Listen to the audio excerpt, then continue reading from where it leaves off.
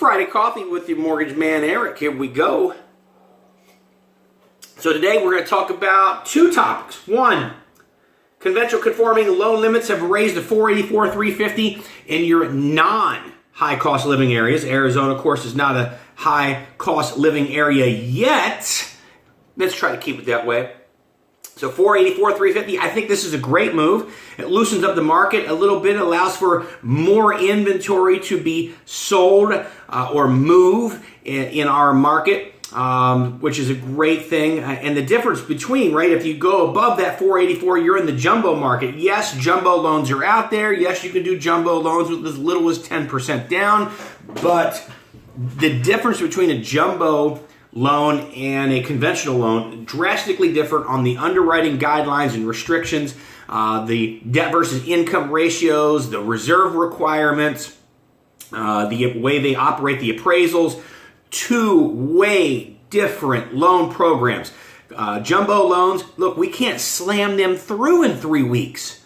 You just can't do that. So look, this is a good thing that's done. Now, a question I get asked very often, almost immediately after we heard about the conventional loan limits going to 484, 350, is what's going on with HUD, FHA? Why aren't they going up? Great question. Man, we hope that they go up.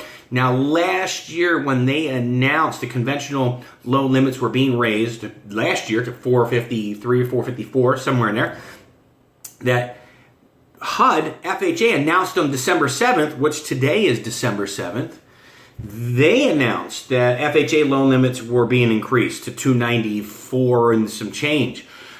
So look, we're anticipating, we're hoping, we're crossing our fingers, because that is, man, I can't tell you how important that would be in our inventory, being able to move inventory, being able to open up inventory to some of our other buyers. Hugely important. So pray, cross your fingers, do the rain dance, whatever it is you do, that FHA HUD is also going to raise it a bit as well. We really would appreciate that. If it does happen, I'll come back here with an update, let everybody know that it did happen. Look, should be happening any day now, right? In projection for the 2019 year coming up. Now, let's move on to a very interesting topic. If you've been paying attention to the news at all, and the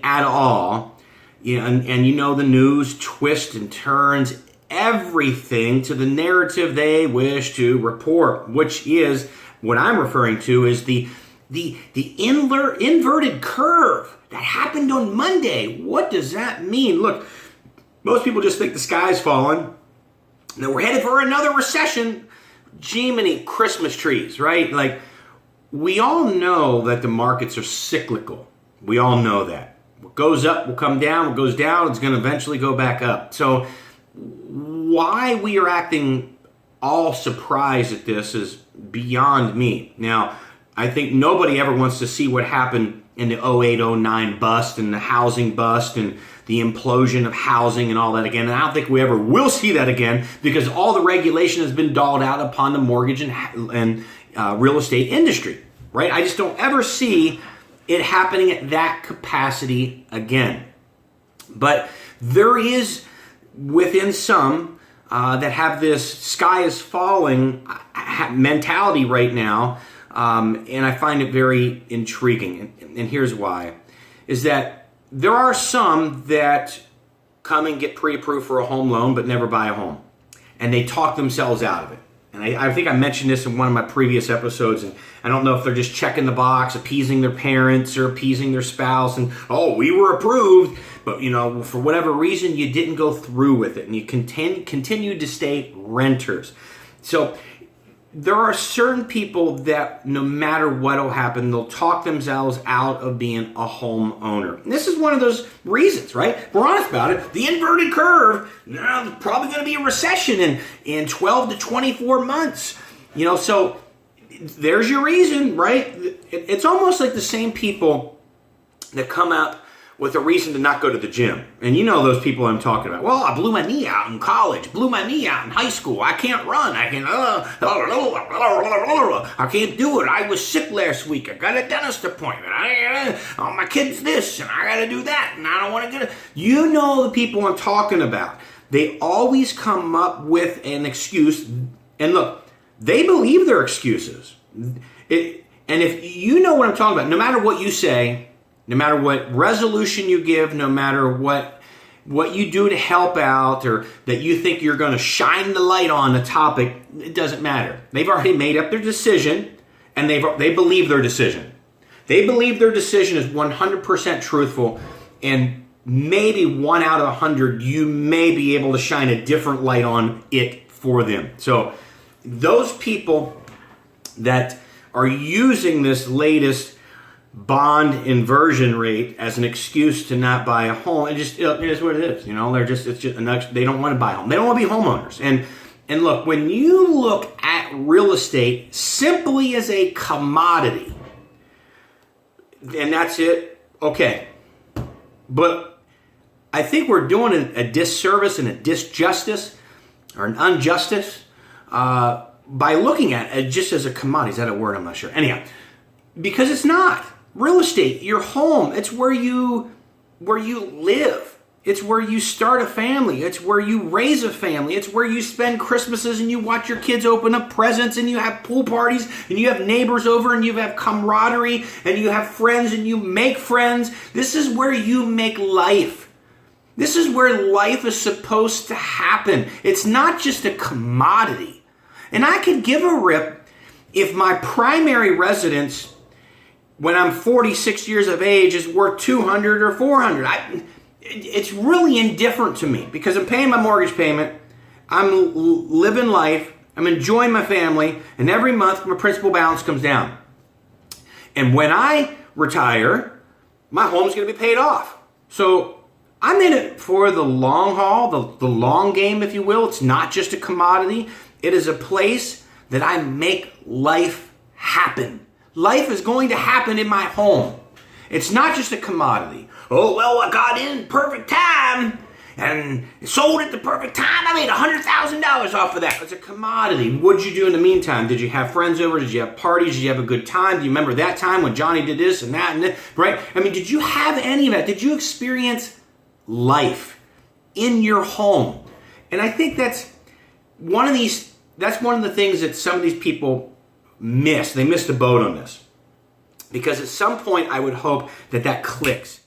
This is life in your home. Now look, if it's an investment property, right, it's a little bit different, but still, with an investment property, you have people that are making your mortgage payment for you, and what goes up goes down, and what goes down goes back up. So if you hold on to your home, I mean, we know this, right? Even from the deepest, darkest recession in U.S. history, maybe besides the Great Depression, that your home was worth $400 and it sank to $180 in 08 and 09.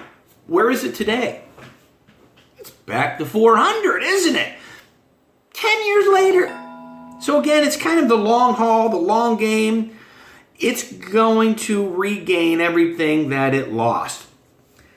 There's my point, right? So is it just a commodity for you, or is this a place where you have a lifestyle, where you live? So this bring it into perspective. The same thing with working out at the gym, right? The people that never go to the gym, that make up all the excuses, that this and that, I blew my knee out, my back, because there's always something you can do, no matter what. But whatever. Hey, that's you. I'm not going to judge you. Openly anyhow, I'm not going to judge you. That's your life. I'm going to live my life. And when I'm 62 and 65, I pray to God that I've made the right, healthy, physical choices, that I'm still active. I can still throw the ball with my kids. I can still get up. I can go dancing. I can go play around the golf. I can do these things with my kids. And I'm not suffering from obesity and diabetes and heart disease, in a wheelchair, limping around, that kind of thing. You see where I'm at? I'm playing the long game here. Yeah, it sucks getting up at 4:45 in the morning every morning and going to the damn gym. Sure it does. But do you think that we like to hear, we're in a recession and your property's worth 300 instead of 400. Now you don't like to hear that, but I don't care really. I'm in it for the long haul. Because in 5 years, 6 years, the value's right back again. And guess what? I'm making my mortgage payment. I'm paying my principal down. And I'm building a nest egg, an investment that also serves a great purpose of family. So anyhow, that said, it's Friday Coffee, the Mortgage Man Eric. See you.